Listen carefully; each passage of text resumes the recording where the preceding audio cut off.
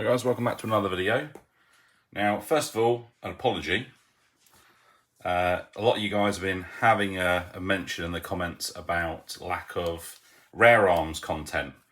Well, that's, as you've probably seen from the thumbnail, is what we're doing today. So the reason why we've had a lack of rare arms content has mainly been because one time I haven't had a huge amount of time to be able to do some fiddling with it. And I did actually do quite a lot of testing with it sort of tail end of last year. A lot of people were really interested to see if the all the seal kit that I fitted off camera had made a difference to the CO2 efficiency. It was really difficult to tell because when I actually used it, we were heading into the tail end of the year. It was cooler, and pretty much every time I tried to film it, it would stutter, or it wouldn't feed correctly, or it would just run out of gas really quickly. So realistically, it wasn't a great time of year to do it. So we're back today with the rare arms once again. As you can see, it has barely changed from the last time you saw it. We've still got the loophole sight on it. Nothing else particularly different about it. However, I had a recent update from Rare Arms. They released a new component for it, which is this. This is the Ar15 steel chamber. Now, if you remember the review I did on this a long time ago, and I know it was, over 6 months ago now, the way the internals work is, and if you haven't seen this before, let me introduce you to it. This is a shell ejecting CO2 gas blowback airsoft gun. So essentially what happens is you load a shell, something along the lines of what I have in the magazine here, with a BB in the end. It is hollow through the middle, and gas comes through the bolt carrier to then push the BB out the end, and the bolt carrier actually cycles and ejects the case and loads a new one through the magazine. Now, I do have a plan for this as well, and I'll go into that shortly. However, one of the main things, and I would say a criticism I have of this system, is the chamber, as in the part that the cartridge goes into, is plastic, and the bolt carrier is slamming forwards into that. Now, I did order a spare, it might be in my bag of bits. I ordered a spare because I could already see that that part was not going to last forever. It's pretty heavy duty, but this is a, this is a stiff spring. This is much stiffer. I mean, you notice, I pull it back here, you can see the rifle jolt forwards as it slams forwards. So this is a lot stiffer than the kind of spring you get in a standard gas blowback. So because of that, they make the receivers out of a much, much higher grade aluminium than what we're normally used to with airsoft guns. But the chamber, again, is plastic. So yeah, not ideal, but my understanding of why they did it that way, or my thought process of why they did it that way, was to stop anyone being stupid and trying to make this work like a real gun, which it just would not be able to do without really pretty much making a whole new one. It would be very I would say almost impossible to do. I'm sure there are some clever people out there that would be able to do it, but the amount of cost involved to purchase this rifle to begin with, it would just not make sense to do so. But Rare Arms have released this steel chamber for a couple of reasons, and one I'm assuming is to improve longevity. But the other reason, which is the main reason they gave me when I contacted them about this, because I saw on their Facebook page about this part, and their main reason for this was better sound. So what we're talking about is when the bolt goes forwards, so if I lock this back and the bolt goes forwards, there's a kind of dull thud as it goes forwards. It doesn't sound bad, but it by no means sounds very good. And again, that obviously is slamming into a piece of plastic. So I think they've sort of reconsidered this and thought that this is the right way to go. But today's video is about installing this part. Now, I appreciate if you've just come here just for some Rare Arms content and sort of learn more about the rifle. This might not be really what you're looking for. You might want to go back and look at my review of it. So without further ado, we're going to break the rifle down. I'm going to have a look and try and install this. And there are a few other bits and pieces I do want to talk about at the other end of this video. Right, so first of all, let's get this rifle broken down. So to do so, standard AR15 stuff, push the rear pin, push the front pin, extract the rear pin, extract the front pin. Again, they're captive. Lower comes off. I have a fresh CO2 cartridge installed in this, so it is cocked and it is on safe to stop any negligent discharges or anything. I can already see that my new rubber I fitted has got a reasonable amount of wear on it, so it's probably a good thing I got a few of those. But again, it's probably a good thing that it's, you know, sealing correctly, so that's great. Let's get the lower out of the way. So extract our bolt carrier. Now you can see here there's a lot of, hopefully if I, so you can see this, there's a lot of crud on the front of this bolt carrier. Now, unlike, I mean, airsoft guns do need cleaning, but this one especially is very sensitive to not being clean enough. So you have to really make sure that it's cleaned regularly. But there's a lot of debris in the front of that, which is from that bolt carrier slamming into plastic, and the debris appears to be plastic anyway. So yeah, not ideal, but there you go. We have some unusual wear on the bottom of the bolt carrier here, which is from the hammer. Let's have a look at the hammer. Yeah, that's just grease. I put a little bit of grease on it. I don't really like using grease in airsoft guns, but for this one, it kind of needs that. Now, this was a replacement hammer. It was the upgraded version, which apparently is for lubrication. Now it is starting to eat into my bolt carrier a little bit, so I can see at some point I'm probably going to have to get a bolt carrier. Obviously that coating is a lot harder than the coating which is on the bolt carrier potentially. So, oh well. Anyway, let's get the charger handle out as well. Right, and if we look in here, you can hopefully see what I'm talking about. So in here is the chamber. Now, there are some chunks taken out of it. I can see there's a lot of wear on the inside of it. So that is the part which is going to be replacing today. And there is a lot of just general debris and everything in there from that.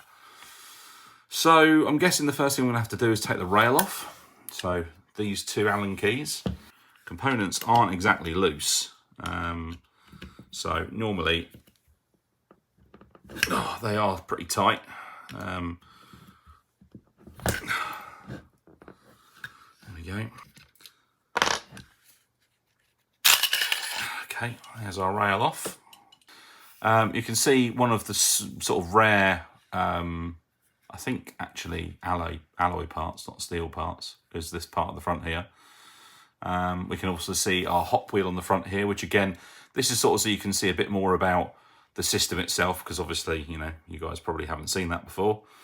Now, I believe the outer barrel on this one particularly is actually aluminium. Yeah, it is. Oh, that piece is actually steel, to be fair. But yeah, the barrel is zinc alloy. Or aluminium of some description.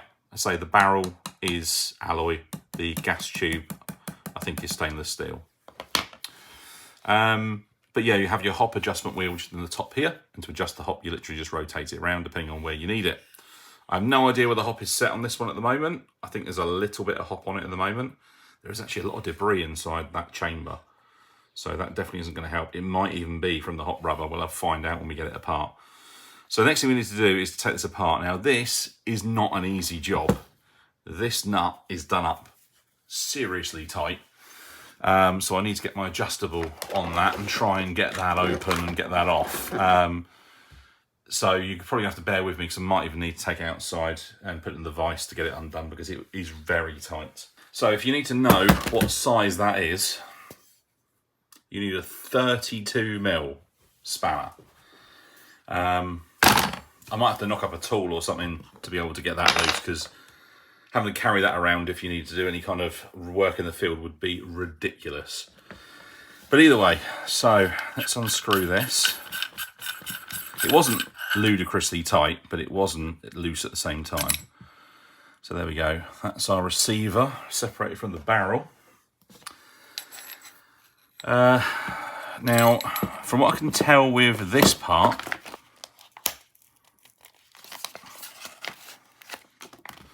there's this screw in the top. There's 2 screws either side, which I'm not entirely sure what they're for. Obviously, there's no instructions with this either. But other than that, it seems to be just this. Obviously, the barrel and the hop unit fit into that somehow, so I'm going to have a look and investigate that. I'm not entirely sure how that goes together. So, I mean, I'm guessing it doesn't just pull out. It does wiggle around. Maybe that pin needs to just come out. Yep, it does. So there's the pin. Yep, looks like it's going to come out. There we go. And there's our chamber. Now you can already see there's quite a difference here between these two. Now, initially, because I haven't had this part out, initially I did wonder whether this was part of the design, but you can see what's been done here. They have thinned that probably right down to virtually nothing, so that this wouldn't be able to take any kind of pressure whatsoever. But you can see the plastic we're talking about here, and you can see the damage I was talking about. You can see the bolt carrier has been slamming into the front of that. We've got chips off of it here, chips off of it there. It probably doesn't help running the metal rounds either. But yeah, I mean, it wasn't excessive, but you can see also there's a lot of damage in the front here where it's been hitting against the barrel. So quite a lot of marking there as well. I'm still not entirely sure what these holes either side are going to be for. Doesn't seem to be... They look like they're just hollow. Unless, again, it's another thing so it can't take a round. I don't know. No idea. Let's just try these two out side by side. So we'll get a round, or case, should I say. And you can see that drops in there nicely. And pokes out the front. Goes in there. Pokes out the front. So I would say that doesn't poke out quite as much. Maybe not. Now I did see something. Yeah, I'd say it doesn't poke out quite as much, but that could be because this is obviously a bit beaten up now. Now I did read something somewhere with the original post that there might be modifications required to run the metal shells. Now, just a quick side note on what's going on as well. If you're not familiar, the Rare Arms usually comes with plastic rounds. I'll grab one to show you what I'm talking about. Here is what they usually come with. They are, I don't know what material. They are plastic of some description. There might be some kind of nylon, but you can see they are a kind of golden colour. And these work really well. The only issues we do have is that this head is a softer material to retain the BB. And you can see I literally just pulled that out. Now, one problem I have had with this from the start was if I ran these, what would sometimes happen is it would fire the BB out, rip the shell out, leaving this behind, and then it would ram another shell in behind it, and then it would jam. Now, I initially did think that it was down to this, and I did think because this was worn, the shell was going too far in, and then obviously this was staying there because it was getting jammed in the hop unit. So you can see the difference between these and the metal shells, and the metal shells are sold by Rare Arms as well. However, These, you can get a pack of these of, I think, 30 for about £15. Whereas these ones, you get a pack of 15, so half a magazine's worth, for about £30. So anyone moaning about the cost of BBs now, try having to buy these shells as well as BBs. Now, what I have had is someone in the comments did mention that someone somewhere in the States managed to convert this to use standard 223 shells. Now, I know that sounds like a really silly thing, but I actually think it might be a bit of a genius move because, as I say, these are expensive. Now, the only reason why I moved over to the metal shells, it wouldn't bother me that these are plastic. It's just the fact they come apart. And I know I can 3D print them and stuff like that, but they're then odd colours. You know, this golden colour, that looks fine. The metal ones are a nice improvement. They do have an O-ring on the end here as well for sealing against the bolt, which is really nice. But they're just unsustainable. You know, £30 for 15 is just a lot. And granted, you again could argue that this is an expensive rifle, so, you know, if you're going to moan about the ammunition, but you're going to buy the rifle, don't moan at all. Fair comment. But the way I would look at it is I bought some cases. If we are able to convert these cases to take BBs, if we look at them side by side with what we have. So there's your plastic shell, there's your metal shell, and there's our standard 5.56 shell. Now, other than the neck size, everything looks about right. Marginally longer, perhaps. Have them side by side. But that's easily solvable. Now, I just want to reiterate for anyone who might not be understanding what I'm trying to do here. I am not trying to convert this to fire actual 223 or 5.56 ammunition. What I want to use these for is a vessel for loading BBs in. So my thought process is we bore out the back of the shell. We then fit a tube internally with a plastic head which is bonded in place, maybe even pull them out of these, and cut the shell down so these fit into the end, and then we have a metal shell. Now, part of the reason why we want to use the metal shell over the plastic ones is the plastic ones, the rim here is quite thin and the extractor is very aggressive on this bolt carrier. So it just rips them to pieces. They don't last that long. The metal ones last a lot longer, but they are aluminium and they do get chewed up. The brass ones I'm sure would also get chewed up as well, but probably to a lesser degree. So what I'm keen to see now is how the 223 or 5.56 case fits. And it goes in, I'd say it's a little tight in that one, but actually fits perfectly in the metal one. So that's interesting. Let's see if the bolt carrier locks in with that in place. Now, if you're wondering how this system would work, there's your extractor on the bolt. There's your ejector, which is the little pin which sticks out there. So, and you notice that will sit in the bolt carrier, no problem. Slide that into there and see. Oh, it's got to be the other way around like this. See if that will seat. It will. However, notice the bolt carrier doesn't go all the way forwards.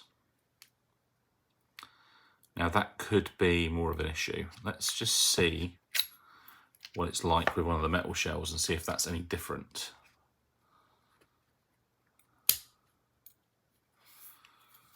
Okay. Yeah, so you can see different straight away. That bottoms out, which is what we want. So that's one of the main differences. Okay, let's just try it with the plastic one.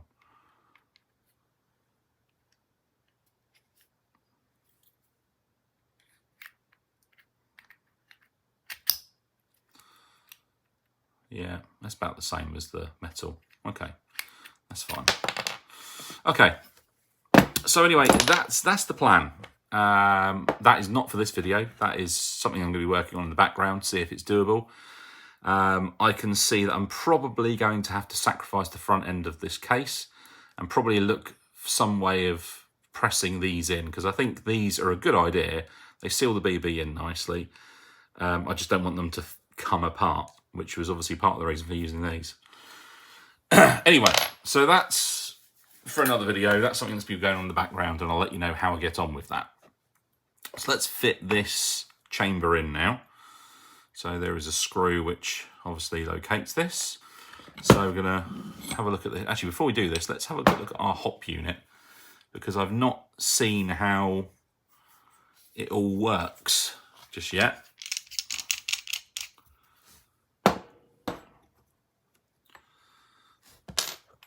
Yeah. Okay. There we go. So undo that. I'm guessing I'll have to unscrew this completely. Yep.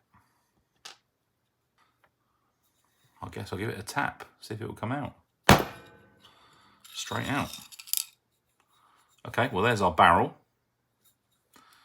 which is, yeah, it's basically full length, so that's okay. And we have no idea what size barrel it is. Hop unit, or hop rubber, is a bit chewed up, but it looks like it might be proprietary. Or is it just an AEG one? Before anyone shouts at me, I've never really had an AEG, nor have I really had one apart.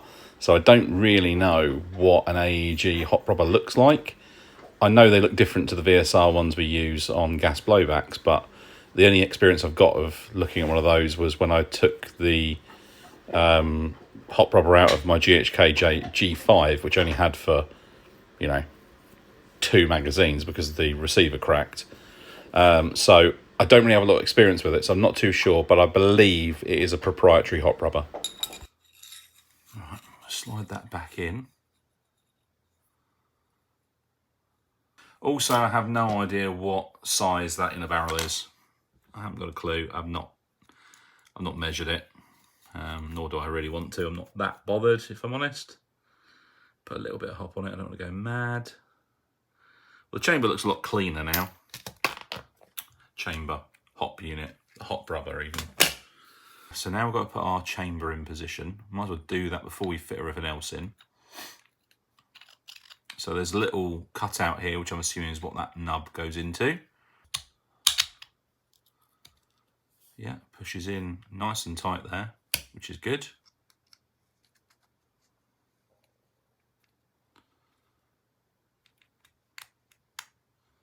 I don't think it needs to be in there that tight. Well, that seems good. That didn't fight me going in at all. All right, put this back on.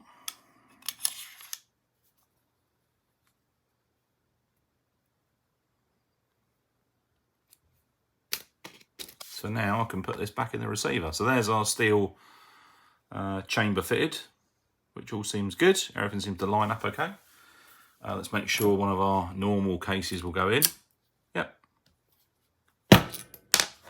I think that's going to be the only thing, is that the metal on metal, these might jam in there potentially. Maybe not. I say that I did see them say something about there's a modification for metal rounds, but they didn't tell me what that modification was, so I guess I'm going to find out at some point. Make sure it all fits. Yep, straight in.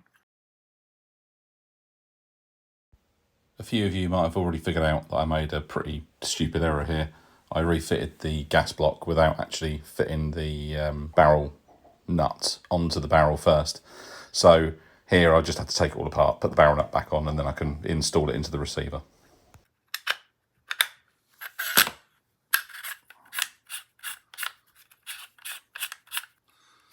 Right, use my ridiculously large 32mm spanner now.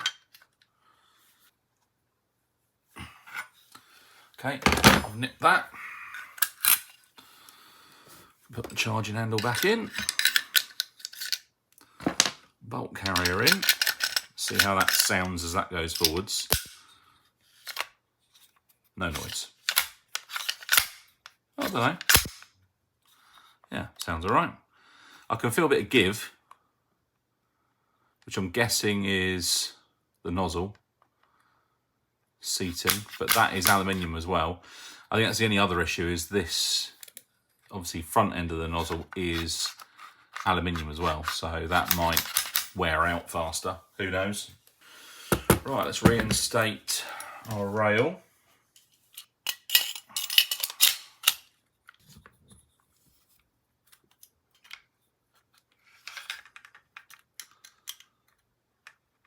Okay. Our receivers back together. There we go. That does sound quite good. Let's drop the bolt. Oh yeah, that's a lot better.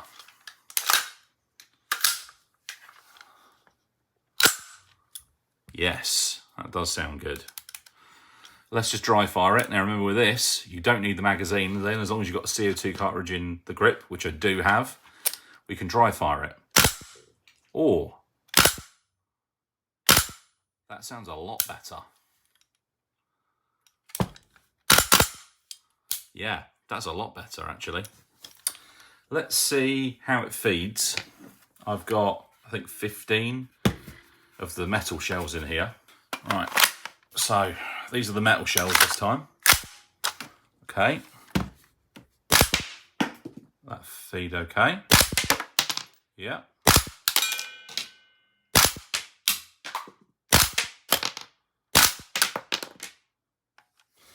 Yeah, all seems to be feeding okay, to be fair. Interesting. Okay guys, well there we go. If you're looking to fit the steel chamber from Rare Arms, I think it was about £50 is what it cost me. I don't know what that is in USD, but that's what it cost me. That's your installation guide if you want to do it. It does sound good, I will admit. That slams forward really, really nicely now, and it does have that nice sort of nice ring to it, which it didn't have before. And again, it seems to run really nice as well. That's good. So the plan is next for us to do a CO2 gas efficiency test. I have shot a few shots through this at the moment, so I'm going to have to waste this CO2 and then put a fresh one in, which is going to cool the system down anyway, so then I can't do the test. So I can't do it now. I'm going to have to do it at a later stage. But let me know what you think of the new addition to our Rare Arms. Sounds great. And any requests on what you want me to do with this, let me know in the comments, and I'll see you guys in the next one.